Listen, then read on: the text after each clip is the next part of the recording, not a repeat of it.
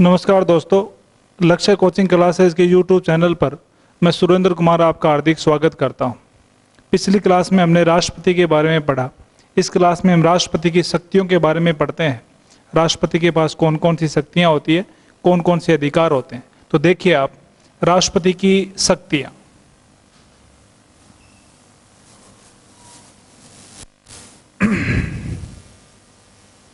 देखिए, राष्ट्रपति कार्यपालिका का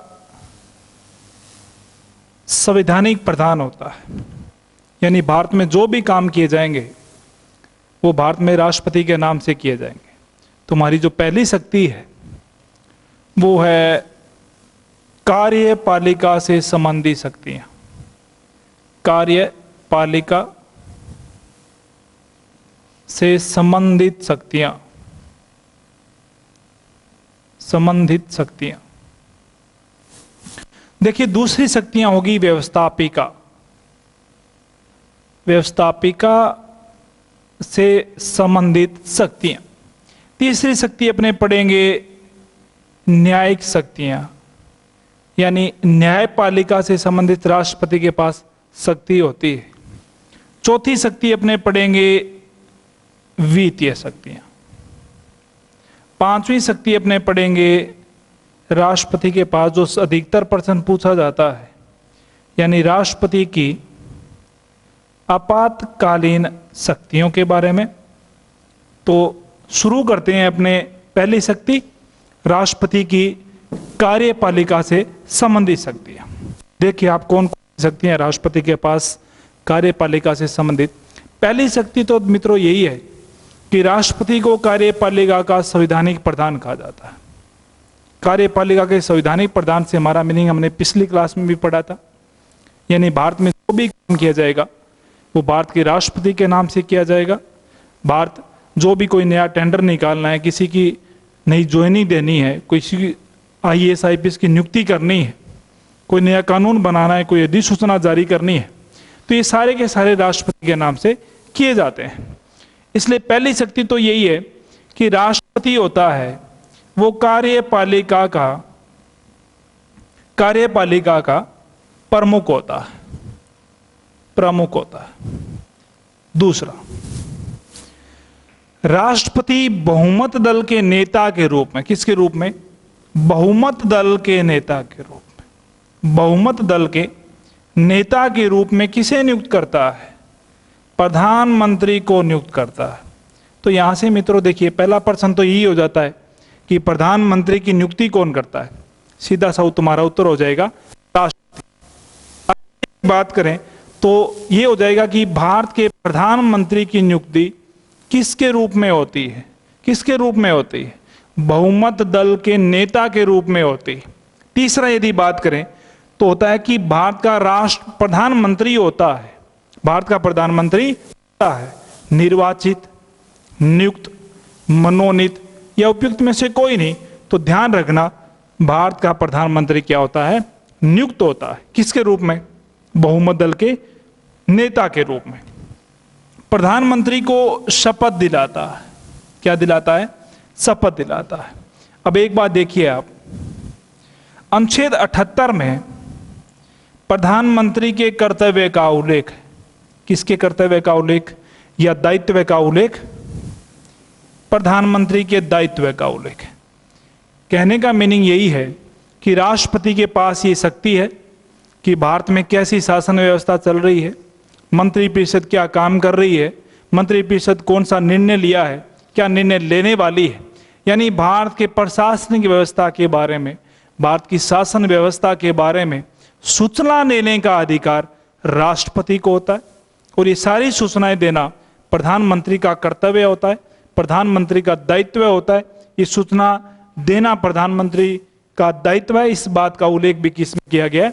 आर्टिकल 78 में किया गया, प्रधानमंत्री के दायित्व का उल्लेख। उसके बाद में क्या होता है, देखिए आप, यहां प्रधानमंत्री की नियुक्ति किसके रूप में होगी? बहुमत दल के नेता के रूप में। अब क्या देखिए आप, प्रधानमंत्री की सिफारिश पर, प्रधानमंत्री की सिफारिश पर राष्ट्रपति किनको नियुक्त करेगा?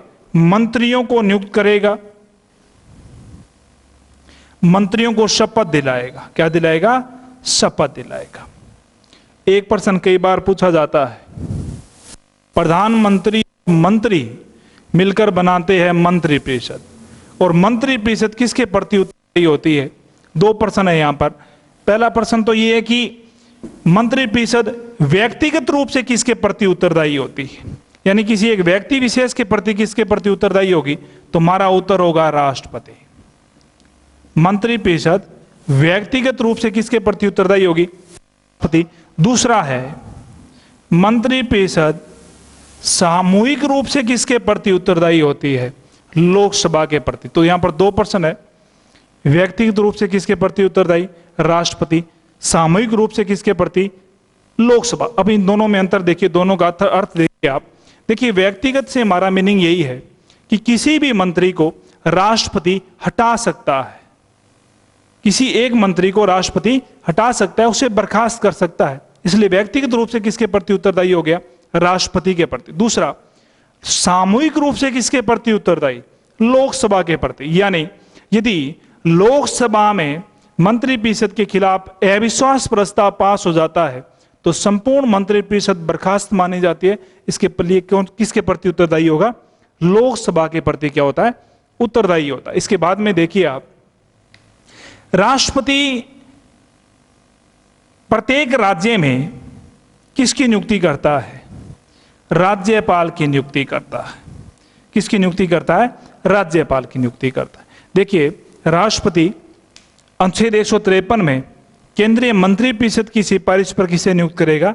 राज्यपाल को नियुक्त करेगा। देखिए राज्यपाल से एक खास बात यही है कि राज्यपाल की नियुक्ति राष्ट्रपति करता है, सिफारिश में मंत्रिपरिषद देती है, लेकिन राज्यपाल राष्ट्रपति के प्रसाद पर्यंत पद पर बना रहता है। प्रसाद पर्यंत से हमारा मीनिंग यही है कि राष्ट्रपति बिना किसी अनुमति के, बिना संसद की अनुमति के, सलाह के राज्यपाल को हटा सकता है, उसे किसी की अनुमति की आवश्यकता नहीं है। आगे देखिए आप, राष्ट्रपति अनुच्छेद 76 में सरकार के वकील के रूप में महान्यायवादी को नियुक्त करता है। किसे नियुक्त करता है? महान्यायवादी। यानी सरकार का वकील, सरकार का यदि किसी न्यायालय में पक्ष रखना है या सरकार को किसी कानून के विषय पर जानकारी लेनी है, किसी प्रकार की सलाह लेनी है, तो वो महान्यायवादी देता है। इस महान्यायवादी को शपथ राष्ट्रपति दिलाता है, नियुक्ति राष्ट्रपति करता है। किस अनुच्छेद में? अनुच्छेद 76 में। देखिए महान्यायवादी, राज्यपाल, मंत्री, ये तीन पद ऐसे हैं जो राष्ट्रपति के प्रसाद पर्यंत पद पर बने रहते हैं, यानी राष्ट्रपति उसे हटा सकता है। लेकिन एक नेक्स्ट पद है, देखिए आप, कैग, यानी राष्ट्रपति नियंत्रक और महालेखा प्रेक्षक को नियुक्त करता है।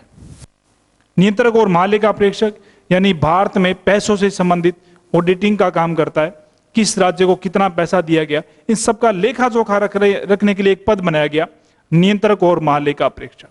इसकी नियुक्ति राष्ट्रपति करता है, शपथ राष्ट्रपति दिलाता है।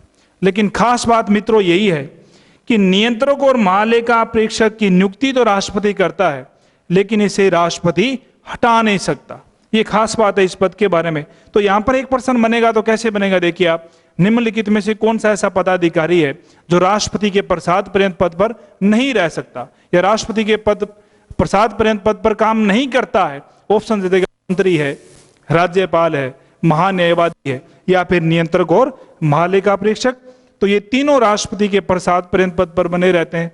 चौथा पद कैग, नियंत्रक और महालेखा प्रेक्षक, ये राष्ट्रपति के प्रसाद पर्यंत काम करता है। इसके बाद में देखिए आप, इसके बाद में ये है कि जितने भी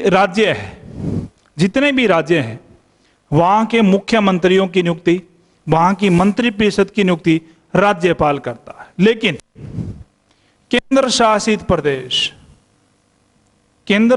प्रदेश कौन कौन से हैं? देखिए जहां पर विधानसभा है, एक है दिल्ली, एक है पांडिचेरी, एक है जम्मू कश्मीर। यानी ऐसे केंद्र शासित प्रदेश जहां पर विधानसभा है, यहां के यदि मुख्यमंत्री और मंत्रिपरिषद की नियुक्ति करनी है तो कौन करेगा? राष्ट्रपति करेगा। कौन करेगा? राष्ट्रपति करेगा। दोबारा देखिए आप, जितने भी राज्य हैं भारत में 28 राज्य, 3 ऐसे केंद्र शासित प्रदेश जहां पर विधानसभा है, यहाँ की यदि मंत्रिपरिषद की नियुक्ति करनी है तो अन्य राज्यों में राज्यपाल नियुक्ति करता है, लेकिन केंद्र शासित प्रदेशों में यदि मंत्रिपरिषद की नियुक्ति करनी है तो राष्ट्रपति करेगा। ये मंत्रिपरिषद व्यक्तिगत रूप से जो उत्तरदायी होगी वो किसके प्रति होगी? राष्ट्रपति के प्रति उत्तरदायी होती है। तो ये अपनी कार्यपालिका से संबंधित शक्तियां थी। कार्यपालिका शक्तियों में हमने पढ़ा कि राष्ट्रपति कार्यपालिका का संवैधानिक प्रधान होता है। भारत के प्रधानमंत्री की नियुक्ति बहुमत दल के नेता के रूप में राष्ट्रपति नियुक्त करता है, उसे शपथ दिलाता है। भारत का प्रधानमंत्री होने के नाते भारत के प्रधानमंत्री के कुछ दायित्व भी है। इन दायित्व का उल्लेख भी हमने पढ़ा, अनुच्छेद 78 में है। एक हमने ये भी पढ़ा कि भारत के मंत्रियों की नियुक्ति प्रधानमंत्री की सिफारिश पर राष्ट्रपति करता है, उन्हें शपथ दिलाता है। भारत में प्रत्येक राज्य में राज्यपाल की नियुक्ति भी राष्ट्रपति करता है। सरकार के वकील के रूप में महान्यायवादी एक पद बनाया गया, उसकी नियुक्ति भी राष्ट्रपति करता है। ये तीनों पद जैसे कि हमने पढ़ा कि राष्ट्रपति के प्रसाद पर्यंत पद पर बने रहते हैं। एक हमने ये पद पढ़ा कि नियंत्रक और महालेखा परीक्षक होता है, जिसकी नियुक्ति तो राष्ट्रपति करता है, लेकिन वो राष्ट्रपति के प्रसाद पर्यंत पद पर नहीं बना रहता है। एक चीज और है मित्रों, देखिए मंत्रियों की नियुक्ति राष्ट्रपति करता है, मंत्रियों की नियुक्ति प्रधानमंत्री की सिफारिश पर की जाती है, लेकिन किस मंत्री को कौन सा विभाग देना है, किस मंत्री को कौन सा विभाग देना है, यह डिसाइड प्रधानमंत्री करता है। लेकिन आर्टिकल 77 में कहा गया है कि विभागों से संबंधित नियम allocation of the business rule बनाया जाता है। किस विभाग के क्या क्या नियम होंगे, इन नियमों का उल्लेख आर्टिकल 77 में 77 में है। और ये एलोगेशन ऑफ बिजनेस रूल है, ये कौन बनाता है? राष्ट्रपति बनाता है। इसके अलावा हमने ये पढ़ा कि राष्ट्रपति के मंत्रिपरिषद होती है, वो व्यक्तिगत रूप से किसके प्रति उत्तरदायी होगी? राष्ट्रपति के प्रति होगी, लेकिन सामूहिक रूप से किसके प्रति होगी? लोकसभा के प्रति। क्यों होती है, ये भी हमने पढ़ा। इसके बाद में हमने पढ़ा कि केंद्र शासित प्रदेशों में मुख्यमंत्री और मंत्रिपरिषद की नियुक्ति कौन करता है? राष्ट्रपति करता है। और ये व्यक्तिगत रूप से उत्तरदायी भी किसके प्रति होता है? राष्ट्रपति के प्रति उत्तरदायी होता है। तो ये थी हमारी मुख्य बातें जो कार्यपालिका शक्तियों से संबंधित थी। दूसरी शक्ति आप देखिए मित्रों, व्यवस्थापिका संबंधी शक्तियां, यानी व्यवस्थापिका से संबंधित शक्तियां, व्यवस्थापिका से संबंधित शक्तियां, व्यवस्थापिका से संबंधित शक्तियां। अब राष्ट्रपति की व्यवस्थापिका से संबंधित क्या क्या शक्तियां हैं? पहली बात देखिए, जो कानून बनते हैं, जो अध्यादेश हैं, बिल्स है, जो विधेयक पारित होते हैं, उन पर यदि राष्ट्रपति साइन कर देता है तो कानून बन जाता है। देखिए 3 बातें हैं और इन 3 बातों का उल्लेख है आर्टिकल अनुच्छेद 111 में। क्या क्या है देखिए आप। पहली बात तो ये है कि यदि किसी विधेयक या किसी बिल पर राष्ट्रपति साइन कर देता है तो वो कानून बन जाता है। दूसरा, यदि किसी विधेयक पर राष्ट्रपति साइन नहीं करता है, यानी उसमें किसी संशोधन के लिए वो पुनः विचार के लिए भेज देता है, वो दूसरी शक्ति है, पुनः विचार के लिए भेजा भी जा सकता है। देखिए एक बार 42 संविधान शोधन 1976 में इंदिरा गांधी सरकार में राष्ट्रपति को यह संवैधानिक बाध्यता बना दी गई कि किसी भी प्रस्ताव को पुनः विचार के लिए नहीं लौटा सकता, यानी जो मंत्रिपरिषद प्रस्ताव देगी उसे मानना होगा। लेकिन 44वें संविधान शोधन 1978 में मोरारजी देसाई सरकार में उन्हें छूट दी और कहा गया कि राष्ट्रपति एक बार किसी भी प्रस्ताव को पुनः विचार के लिए लौटा सकता है। तो किसी भी विधेयक, किसी भी अध्यादेश भी है, उसे एक बार पुनः विचार के लिए राष्ट्रपति लौटा सकता है। तीसरी बात, राष्ट्रपति किसी भी प्रस्ताव को, किसी प्रस्ताव पर ना तो वो हस्ताक्षर करता है, यानी ना तो स्वीकार करता है, ना ही वो अस्वीकार करता है, ना ही वो पुनः विचार के लिए लौटाता है। ऐसी शक्ति को राष्ट्रपति की कौन सी शक्ति कहते हैं? शक्ति कहते हैं। कौन सी शक्ति? पॉकेट वीटो शक्ति। पॉकेट वीटो भी 3 प्रकार की होती है, लेकिन पॉकेट वीटो शक्ति, दोबारा देखिए आप, जब किसी भी विधेयक पर राष्ट्रपति निर्णय नहीं लेता है, ऐसे विधेयक जिन्हें पेंडिंग रखता है, जिसे ना तो वो स्वीकार करे ना अस्वीकार करे, ऐसी शक्ति कौन सी शक्ति है? पॉकेट वीटो शक्ति है। इसे जेबी वीटो शक्ति भी कहते हैं। और इस शक्ति का उल्लेख है वो किस अनुच्छेद में है? आर्टिकल 111 अनुच्छेद 111 में। देखिए मित्रों, इस शक्ति का प्रयोग भारत के एकमात्र राष्ट्रपति ने किया है। 1986 में भारत के एक राष्ट्रपति थे सरदार ज्ञानी जेल सिंह। इन्होंने डाकघर विधेयक से संबंधित एक विधेयक था, डाकघर से संबंधित विधेयक, उस पर इस शक्ति का प्रयोग किया था। उसके बाद में देखिए आप, राष्ट्रपति अनुच्छेद 123 में ऑर्डिनेंस यानी अध्यादेश जारी कर सकता है। ऑर्डिनेंस जारी कर सकता है। क्या है? जब संसद का स्तर नहीं चल रहा हो, जब संसद का स्तर नहीं चल रहा है, ऐसी स्थिति में राष्ट्रपति अध्यादेश जारी कर सकता है। और सर्वाधिक अध्यादेश जारी करने वाले राष्ट्रपति भी हुए फखरुद्दीन अली अहमद। इंदिरा गांधी के प्रधानमंत्री काल में सबसे ज्यादा अध्यादेश जारी किए थे। अध्यादेश यानी एक अस्थायी कानून, और अस्थायी कानून किस अनुच्छेद में जारी किया जा सकता है? अनुच्छेद 123 में किया जा सकता है। मित्रों, संसद के 3 सत्र होते, 3 सत्रों में एक साल में 2 सत्र होना आवश्यक है, और इन 2 सत्रों के मध्य 6 माह से ज्यादा अंतराल नहीं होना चाहिए। देखिए, संसद के पहले सत्र और आखिरी सत्र को राष्ट्रपति संबोधित करता है। बजट सत्र को राष्ट्रपति अवश्य रूप से संबोधित करता है। लेकिन एक खास बात है, जब संसद का स्तर नहीं हो, यानी एक साल में संसद के स्तर नहीं चल रहे हो, 6 माह से अंतराल ज्यादा हो गया हो, ऐसी स्थिति में लोकसभा भंग हो सकती है। लेकिन लोकसभा भंग में मंत्रिपरिषद की सिफारिश आवश्यक होती है। देखिए, अनुच्छेद 85 में राष्ट्रपति मंत्रिपरिषद की सिफारिश पर लोकसभा को क्या कर सकता है? भंग कर सकता है। लोकसभा भंग से हमारा मीनिंग यही है कि 5 साल से पहले उसके कार्य को समाप्त कर दिया जाता है। तो इस लोकसभा भंग का जो निर्णय लेगा वो कौन लेगा? राष्ट्रपति लेगा। और किस अनुच्छेद में लेगा? आर्टिकल 85 में लेगा, अनुच्छेद 85 में लेगा। इसके बाद में यदि हम व्यवस्थापिका से संबंधित शक्तियों के बारे में पढ़ें, देखिए, राष्ट्रपति के पास एक शक्ति होती है, वह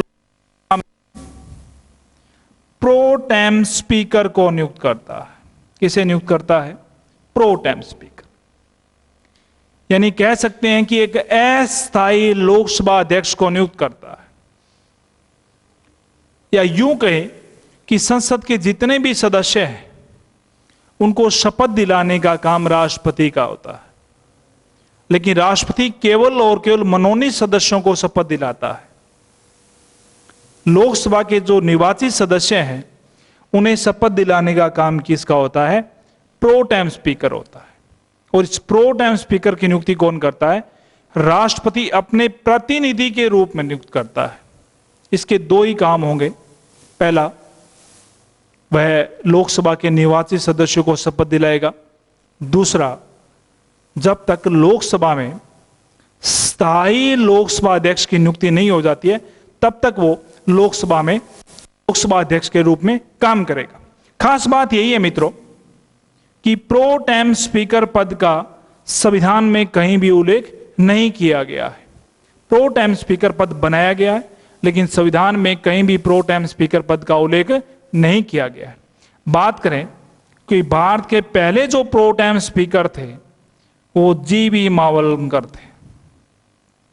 गणेश वासुदेव मावलंकर पहले प्रो टेम स्पीकर थे। अक्सर क्या होता था, इस लोकसभा से पहले, 17वीं लोकसभा से पहले, यदि लोकसभा का कोई वरिष्ठ सदस्य होता था, चाहे वो कोई सी पार्टी से संबंधित हो, उसे प्रो टेम स्पीकर नियुक्त कर दिया जाता था।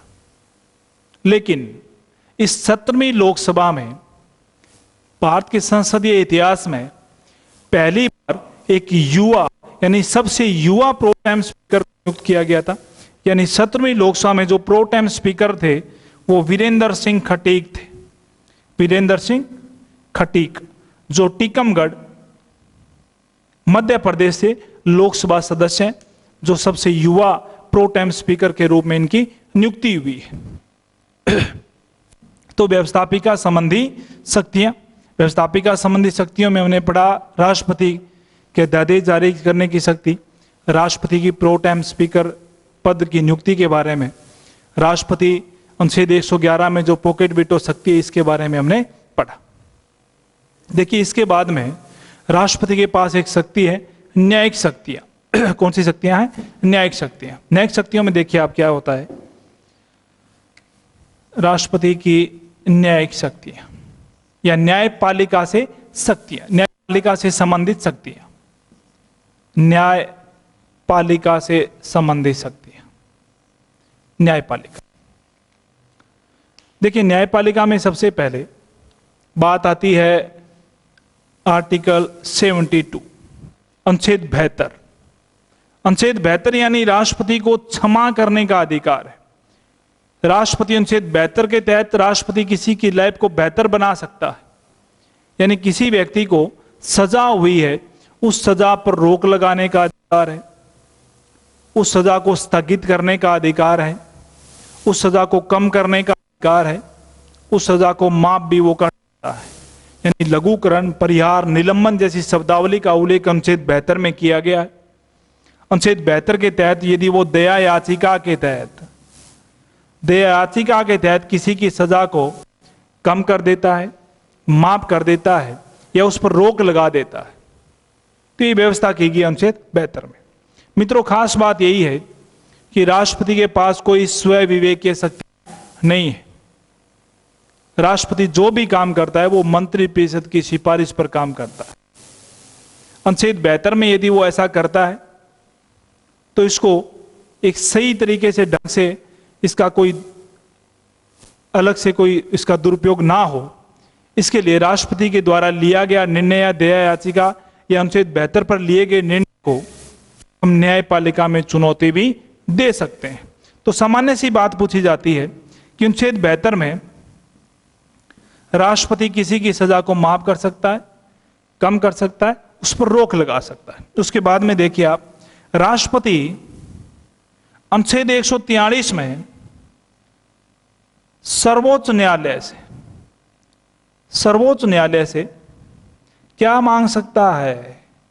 परामर्श मांग सकता है। क्या मांग सकता है? परामर्श मांग सकता है। दोबारा देखिए आप, यदि राष्ट्रपति को किसी कानून के विषय पर कोई जानकारी लेनी है तो राष्ट्रपति ऐसा कर, और ये भी व्यवस्था की गई अनुच्छेद 143 में। यानी राष्ट्रपति को किसी कानून के विषय पर कोई जानकारी लेनी है तो वो सर्वोच्च न्यायालय से ऐसा पूछ सकता है, परामर्श ले सकता है। लेकिन खास बात यह है, सर्वोच्च न्यायालय को यह परामर्श देना जरूरी नहीं है। दोबारा सुनिए, अनुच्छेद 143 में राष्ट्रपति सर्वोच्च न्यायालय से परामर्श ले सकता है। दूसरा, जो राष्ट्रपति ने परामर्श मांगा है वो परामर्श देना राष्ट्रपति के लिए कतई जरूरी नहीं है। कोई संवैधानिक बाध्यता नहीं है कि सर्वोच्च न्यायालय वो परामर्श दे। तीसरा, जो परामर्श सर्वोच्च न्यायालय ने दिया है राष्ट्रपति को, वो परामर्श राष्ट्रपति के लिए मानना भी जरूरी नहीं है। ये बात। आगे नेक्स्ट शक्ति आती है, दोबारा सुनिए आप, नेक्स्ट शक्ति है न्यायपालिका से संबंधित। इसमें है कि यदि सर्वोच्च न्यायालय और हाई कोर्ट के न्यायाधीशों की नियुक्ति करनी है, सर्वोच्च न्यायालय और हाई कोर्ट, सुप्रीम कोर्ट और हाई कोर्ट के यदि न्यायाधीशों की नियुक्ति करनी है, और न्यायाधीश कौन से? सभी न्यायाधीशों की नियुक्ति करेगा तो कौन करेगा? राष्ट्रपति करेगा। यानी सर्वोच्च न्यायालय और हाई कोर्ट के न्यायाधीशों की नियुक्ति कौन करता है? राष्ट्रपति करता है। दोबारा सुनिए आप, यहां पर सभी आया है, सभी न्यायाधीशों की करता है। एक बात और, लेकिन शपथ केवल मुख्य न्यायाधीश को दिलाता है। किसे दिलाता है? वह शपथ केवल भारत के मुख्य न्यायाधीश को दिलाएगा। दोबारा सुनिए आप, सर्वोच्च न्यायालय और हाई कोर्ट के सभी न्यायाधीशों की नियुक्ति राष्ट्रपति करता है, लेकिन केवल और केवल शपथ किसको दिलाएगा?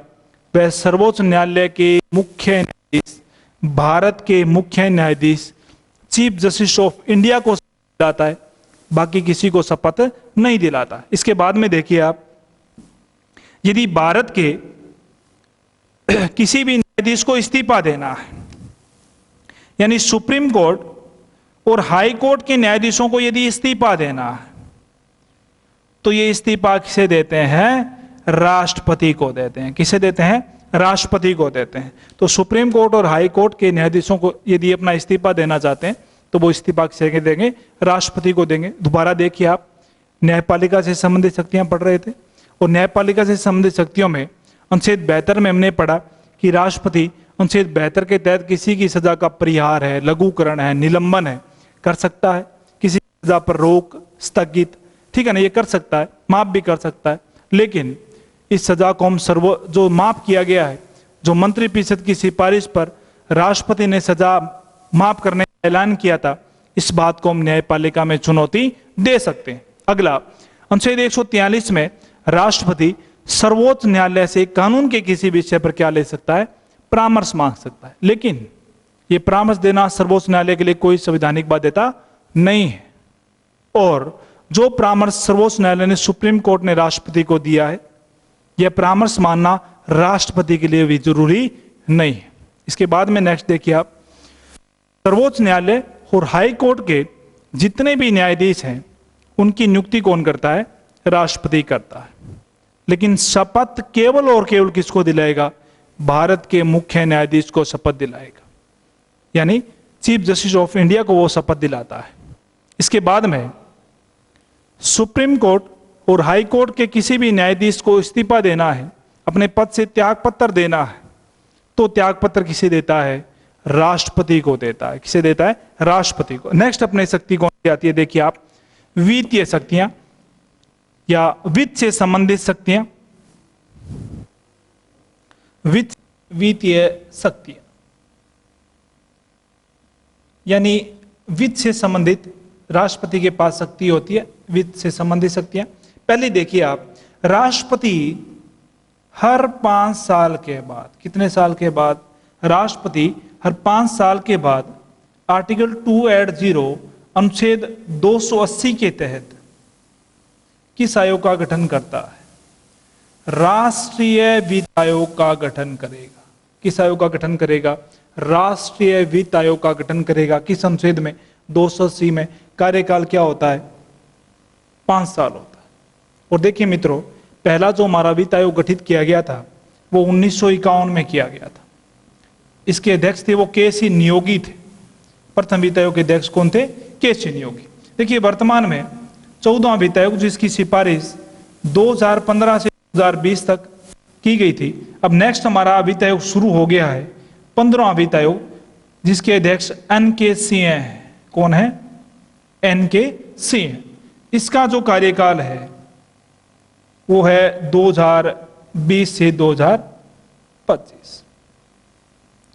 तो 15वां वित्त आयोग वर्तमान में चल रहा है।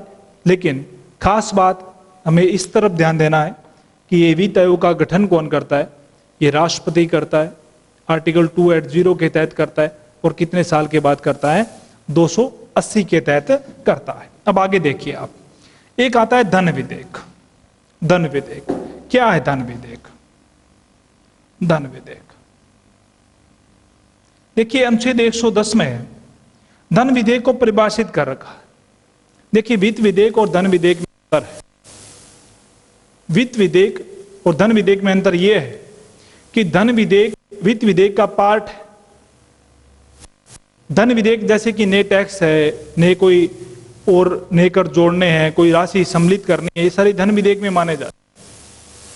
धन विधेयक और वित्त विधेयक में खास बात यही है कि धन विधेयक सबसे पहले लोकसभा में रखा जाता है। धन विधेयक पर किसकी अनुमति के बाद रखा जाता है? राष्ट्रपति की अनुमति के बाद रखा जाता है। वित्त विधेयक भी रखा जाता है, लोकसभा में रखा जाता है, लेकिन उसमें सबसे पहले राष्ट्रपति की अनुमति की आवश्यकता नहीं होती है।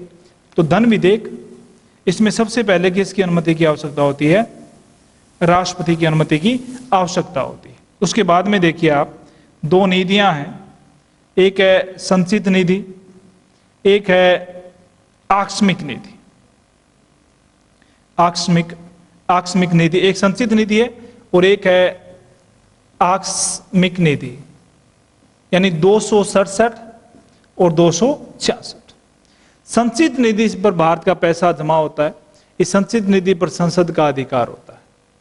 लेकिन आकस्मिक निधि अनुच्छेद 267 में राष्ट्रपति के अधिकार में होती है, राष्ट्रपति इससे पैसा निकाल सकता है, यानी राष्ट्रपति की अनुमति के बाद इससे पैसा निकलता है।